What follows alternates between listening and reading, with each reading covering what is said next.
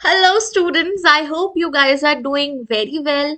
आप लोग बहुत अच्छे से पढ़ रहे होंगे, मस्ती कर रहे होंगे। तो आज के इस यूट्यूब की सीरीज में हम स्टार्ट करने वाले हैं क्लास एट्थ की ज्योग्राफी। क्लास एट्थ की ज्योग्राफी में पहला जो चैप्टर है हमारे पास वो है रिसोर्सेज। अब सबके मन में ये सवाल जरूर उठ रहा होगा कि रिसोर्सेज आखिर होते क्या है मैम। मतलब इसका मतलब तो समझाइए। मतलब हमको तो ऐसे ही बस बता दिया जाता है ये रिसोर्स वो रिसोर्स ऐसा वैसा, लेकिन रिसोर्स का असली मतलब तो हमें पता ही नहीं है। तो बच्चों, सबसे पहले अब हम समझते हैं कि रिसोर्सेज का मतलब क्या होता है। ठीक है। तो यहाँ पे सबसे आसान भाषा में अगर कहें तो मैं आपको समझाती हूँ कि किसी भी चीज की अगर आपकी लाइफ में वैल्यू है तो वो एक रिसोर्स है। कोई भी चीज जो आपके काम आ रही है वो आपके लिए एक रिसोर्स है। जैसा कि मैंने यहाँ पे हाईलाइट भी करके रखा है आपके लिए। क्या लिखा हुआ है यहाँ पर थोड़ा सा देखते हैं। Water, electricity, rickshaw, vegetable and textbook have something in common. They all have been used by you, so they have utility. बहुत सिंपल सी बात है बेटा। अगर एक चेयर है, ठीक है, और वो चेयर आपके यूज आ रही है तो वो क्या है, आपके लिए यूटिलिटी रखती है। ठीक है। अगर एक पेन है वो लिखने के आपके काम आ रहा है तो वो आपके लिए यूटिलिटी रख रहा है।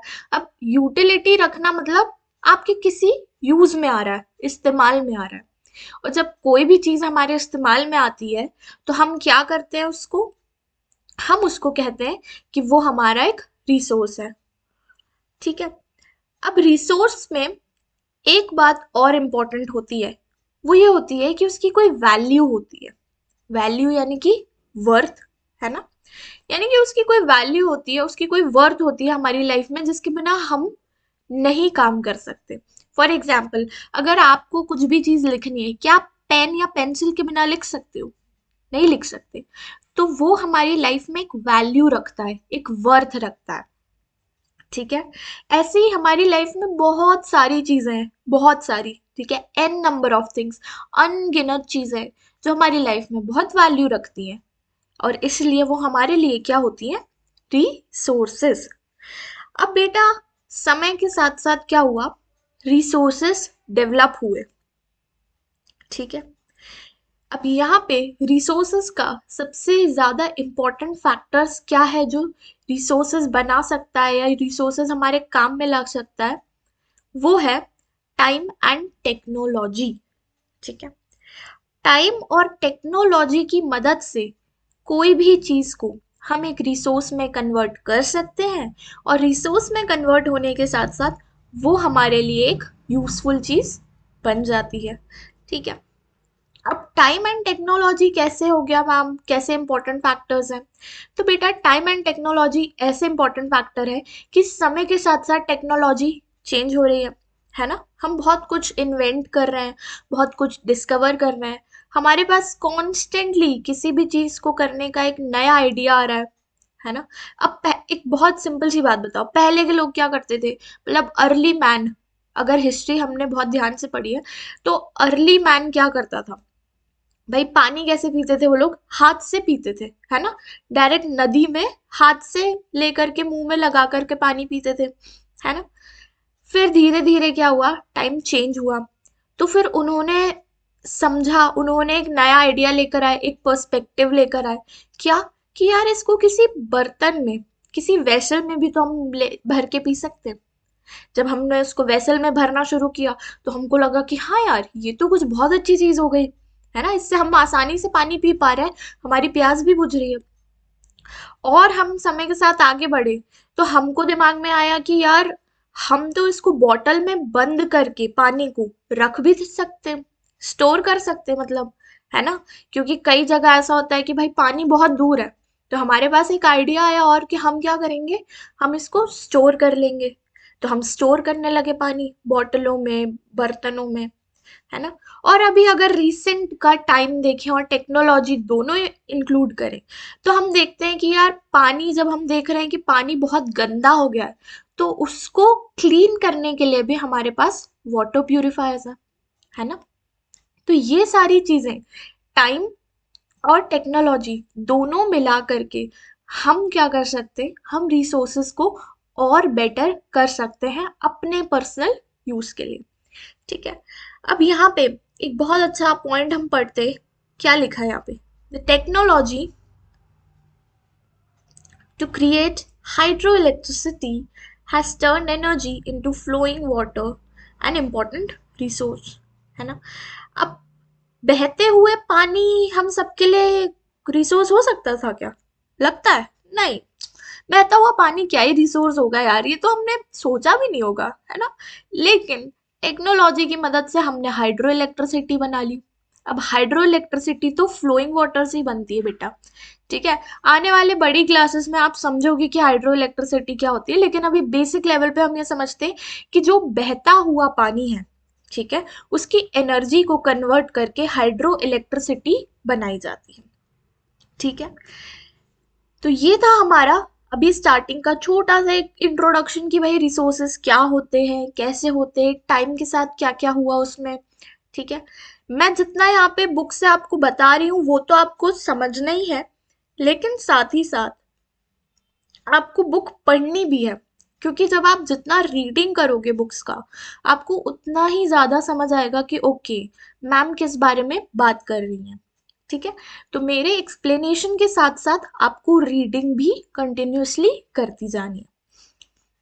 अब आगे बढ़ते हैं बच्चों, तो हम समझते हैं टाइप्स ऑफ रिसोर्सेस को। टाइप्स ऑफ रिसोर्सेस क्या क्या है? तो सबसे पहला हमारा क्या रिसोर्स है? Natural resource. कौन सा रिसोर्स है? Natural resource. नेचुरल रिसोर्स का मतलब है जो हमको आसपास नेचर से फ्री गिफ्ट की तरह मिला है। किसकी तरह? फ्री गिफ्ट की तरह। ऑफ कोर्स यार, हमारे आसपास इतनी सारी चीजें हैं, अब वो हमको फ्री में ही मिल रही है ना, हमको ऐसा तो है नहीं कि पैसे देने पड़ रहे हैं। देने पड़ते हैं क्या? पानी पीने का पैसा देना पड़ता है? नहीं पड़ता। हाँ, वो बात अलग है कि अभी नगर निगम आ गया है, ठीक है, उसके बाद फिर वो हमारे लिए पानी कलेक्ट करते हैं, क्लीन करते हैं, फिर हमारे घर तक पहुंचाते हैं। ऑफ कोर्स उसके लिए अब हमको पैसे देने पड़ते हैं, लेकिन क्या ये चीजें हमको नेचर को पैसे देने पड़ते हैं? नहीं, हम तो इंसानों को दे रहे हैं। तो नेचर की तरफ से तो यह हम ह्यूमंस के लिए फ्री ऑफ कॉस्ट का गिफ्ट है एक तरीके से। ठीक है, तो नेचुरल रिसोर्सेज बेटा वो होते हैं जो हमारे आसपास हमको जो जो भी चीजें दिख रही, एयर हो गया, वाटर हो गया, सॉइल हो गया, लेक्स हो गए, mountain, N number of things, जो जो भी आपको दिख रहा है, फ्रूट्स हो गए, वेजिटेबल्स हो गए, सब कुछ हमारे लिए रिसोर्सेज हैं। ठीक है, अब इन नेचुरल रिसोर्सेज को भी हम टेक्नोलॉजी की मदद से इनका बेस्ट पॉसिबल यूज कर पा रहे हैं। टेक्नोलॉजी की मदद से बेटा कोई भी रिसोर्स को हम एलिवेट करके बहुत अच्छे तरीके से यूज कर सकते हैं। तो इसलिए टेक्नोलॉजी भी एक इम्पॉर्टेंट फैक्टर है किसी भी फील्ड में, कि उसकी वजह से हम काफ़ी कुछ चीज़ें इम्प्रूव कर पा रहे हैं अपनी डे टू डे लाइफ में। अब नेचुरल रिसोर्सेज भी दो तरीके से डिवाइडेड है। किस किस में डिवाइडेड है? तो हमारा पहला हो गया रिन्यूएबल रिसोर्सेज। तो बच्चों रिन्यूएबल रिसोर्सेज तो अपने नाम से ही बता रहा है। क्या बता रहा है? कि भैया बहुत जल्दी रिन्यू हो जाता है या रिप्लेनिश हो जाता है, फिर से नया बन जाता है, और बेसिकली वो हमको अनलिमिटेड मिलता है। मतलब हम उसको कितना ही यूज करें वो खत्म ही नहीं होगा। खत्म होगा ऐसा भी नहीं है, लेकिन हमको फिर सेम लेवल ऑफ एनर्जी या रिसोर्स मिल जाएगा। तो अब इसमें हमारे लिए सबसे बड़ा और मेजर एग्जाम्पल क्या है इसका? सोलर और विंड एनर्जी। ठीक है, अब वैसे देखा जाए तो बेटा वाटर और सॉइल, फॉरेस्ट, ये सारे भी रिन्यूएबल रिसोर्सेज हैं, लेकिन जब हम इनको ना बहुत जल्दी जल्दी यूज करते हैं, जैसे हम पानी का बहुत ज्यादा गलत इस्तेमाल करते हैं, ठीक है, और बहुत जल्दी जल्दी यूज कर रहे हैं, हर चीज में पानी यूज हो रहा है, तो ऐसे में जो फ्रेश वाटर है वो हमारे पास अब कम हो गया है। ठीक है, अब हमारे पास गंदा पानी ज्यादा, साफ पानी कम है ना। इसलिए हम इसको रिन्यूएबल रिसोर्स तो कहेंगे, लेकिन स्टिल ये हमारे लिए अभी अनलिमिटेड रिसोर्स नहीं है। वाटर, जिसमें कि वाटर हमारे लिए अब अनलिमिटेड रिसोर्स इसलिए नहीं है क्योंकि फ्रेश वाटर ही हम पी सकते हैं ना। क्या हम सॉल्ट वाटर पी सकते हैं? नहीं पी सकते। क्या हम गंदा पानी पी सकते हैं? बिल्कुल भी नहीं। तो हमारे पास बचता है फ्रेश वाटर, और फ्रेश वाटर हमारे पास बहुत ही अब कम क्वांटिटी में बचा है। इसलिए ज़रूरी है कि रिन्यूएबल रिसोर्सेज को भी हम वाइजली इस्तेमाल करें। Coming up to the next is non renewable resources. Non renewable resources का मतलब ये होता है जो रिसोर्सेज बहुत ही ज़्यादा लिमिटेड हो हमारे लाइफ में, ठीक है, जिनका बहुत ही लिमिटेड स्टॉक हो, है ना। यहाँ पे लिखा है once the stocks are exhausted it may take thousands of years to be renewed और रिप्लेनिश्ड। अब बेटा हमारे वैसे तो ये भी रिन्यूएबल रिसोर्स है, लेकिन हम इसको नॉन रिन्यूएबल क्यों कहते हैं? कोई 1000 साल तक जिंदा रह सकता है क्या? नहीं ना। 1000 सालों तक जब हम जिंदा ही नहीं रह सकते तो हमारे लिए तो ये नॉन रिन्यूएबल रिसोर्स हुआ। ऑल्दो वैसे तो ये बहुत ज़्यादा रिन्यू हो सकता है, क्योंकि इसको बहुत बहुत सारे हजारों साल लगते हैं रिन्यू और रिप्लेनिश होने में। फॉर सपोज आज जो अगर आप पेट्रोल यूज कर रहे हो, डीजल यूज कर रहे हो, उसको बनने में मिलियंस थाउजेंड्स ऑफ इयर्स लगे थे, तब जाके आज की डेट में हम उस रिसोर्स को यूज कर पा रहे हैं। मूविंग अहेड, तो यहाँ पे एक लाइन मैं जरूर पढ़ती हूँ और इसको अपन हाईलाइट करते हैं, आप भी अपनी बुक्स में कर लीजिए। The distribution of natural resources depends upon the number of physical factors like terrain, climate, altitude, and the distribution of resources is unequal because these factors differ so much on Earth. यार इसका मतलब क्या हुआ ma'am? समझ नहीं आया। तो बच्चों इसका मतलब ये हुआ कि अर्थ पे अलग अलग फैक्टर्स हैं, ठीक है, हर चीज अलग है, सब सेम तो नहीं है ना। अर्थ क्या सेम है? पूरी नहीं है। जब अर्थ इतनी अलग अलग होती है, इस वजह से हमको ये समझना है कि भाई अलग अलग क्लाइमेट है, अलग अलग ऑल्टीट्यूड है, कोई हायर ऑल्टीट्यूड पे रहता है ऊंचाई पर, कोई नीचे से रहता है नीचाई पर, है ना। इस वजह से रिसोर्सेज भी अनइक्वल डिस्ट्रीब्यूट किए गए हैं और अपने आप हुए हैं। वो हमने किसी ने किए भी नहीं है, वो अपने आप डिस्ट्रीब्यूटेड है अनइक्वली, ठीक है। अब moving on to the next topic, next इसमें आता है ह्यूमन मेड रिसोर्सेज। अच्छा, तो ma'am second type, first type तो हमारा कंप्लीट हो गया नेचुरल रिसोर्सेज। अब सेकंड टाइप आता है बच्चों ह्यूमन मेड रिसोर्सेज। अब ह्यूमन मेड रिसोर्सेज वो होते हैं जो हमने बनाए हैं अपने यूज के लिए और टेक्नोलॉजी की मदद से बनाए हैं। अब जैसे बहुत सिंपल सा इसका उदाहरण है बिल्डिंग्स। घर तो हमने ही बनाया ना, अपने दिमाग से, अपने आइडियाज से। फिर क्या बनाया हमने? रोड्स बना लिए, मशीनरी बना ली, व्हीकल्स बना लिए, ठीक है, और गैजेट्स बना लिए, इंटरनेट बना लिया। ये सारी चीजें भी हमारे लिए रिसोर्स हैं, लेकिन ये सब चीजें किसने बनाई है? ये सब ह्यूमंस ने बनाई है, हमने बनाई है अपने यूज के लिए, ठीक है। इसलिए ये कहलाते हैं ह्यूमन मेड रिसोर्सेस। अब नेक्स्ट आता है सबसे ज्यादा इंटरेस्टिंग, ह्यूमन रिसोर्सेस। ये क्या चीज होती है ह्यूमन रिसोर्सेज? तो बच्चों आप और हम ह्यूमंस हैं और हम भी एक तरीके का रिसोर्स है। क्यों रिसोर्स है? क्योंकि हमारे पास क्या है? हमारे पास नॉलेज है, हमारे पास स्किल है, हमारे पास टेक्नोलॉजी है किसी भी काम को करने की, है ना। इसीलिए हम ह्यूमन बीइंग्स भी एक रिसोर्स हैं, ठीक है। मैंने बताया था आपको, कोई भी ऐसी चीज, कोई भी ऐसा चीज जो जिसकी यूटिलिटी हो, ठीक है, जिसकी वैल्यू हो हमारी लाइफ में, वो एक रिसोर्स होता है। तो ऑफ कोर्स यार, एक डॉक्टर की वैल्यू है कि नहीं हमारी लाइफ में? डॉक्टर हमारी हेल्थ ठीक करते हैं। एक टीचर की वैल्यू है हमारी लाइफ में, टीचर हमें पढ़ा रहे हैं, टीचर्स नहीं होते तो क्या होता, ठीक है। ड्राइवर्स की वैल्यू है हमारी लाइफ में। हमारी लाइफ में ऐसे अनगिनत लोगों की कितनी ज्यादा वैल्यू है, जिसकी वजह से हम लोग अपना डे टू डे का लाइफ के टास्क कंप्लीट कर पाते। तो सबसे ज़्यादा इम्पोर्टेंट और इंटरेस्टिंग बात यही है कि हम ह्यूमन बीइंग्स भी एक रिसोर्स हैं, ठीक है। अब हमारे एजुकेशन में, है ना, हमारे हेल्थ में, इन सब में इम्प्रूवमेंट लाना, हमको एक वैल्यूएबल इंसान बनाना, हम पढ़ाई क्यों कर रहे हैं? क्योंकि हम एक और अच्छा बेटर इंसान बनना चाहते हैं ना। अभी हम 8th की क्लास की पढ़ाई कर रहे हैं, अब हम 9th में जाना चाहते हैं तो हम 9th की भी पढ़ाई करेंगे। तो 8th से 9th में हम जा रहे हैं तो हम एक बेटर बन रहे हैं ना, कि हाँ यार अब 8th से 9th में गए तो मतलब हमने 8th पढ़ी, अब हम एक बेटर इंसान बन के 9th का पढ़ेंगे, राइट। तो इन सब चीज़ों को कहा जाता है human resource development.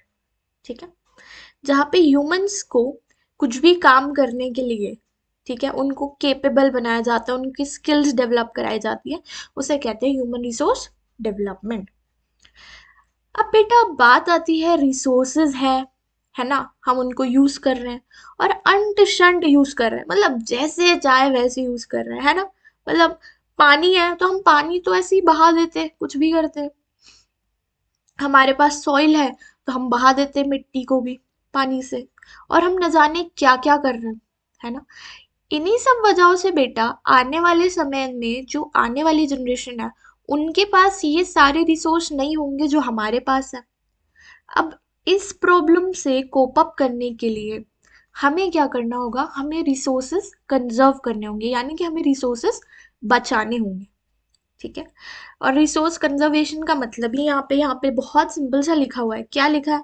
Using resources carefully and giving them time to get renewed is resource conservation. Simple, है ना। केयरफुली यूज करो रिसोर्स को और उनको इतना टाइम दो ताकि वो रिन्यू हो जाए, उसको हम कहेंगे रिसोर्स कंजर्वेशन। अब रिसोर्स कंजर्वेशन में भी एक बहुत अच्छी बात आती है, बहुत अच्छा कॉन्सेप्ट है, सस्टेनेबल डेवलपमेंट।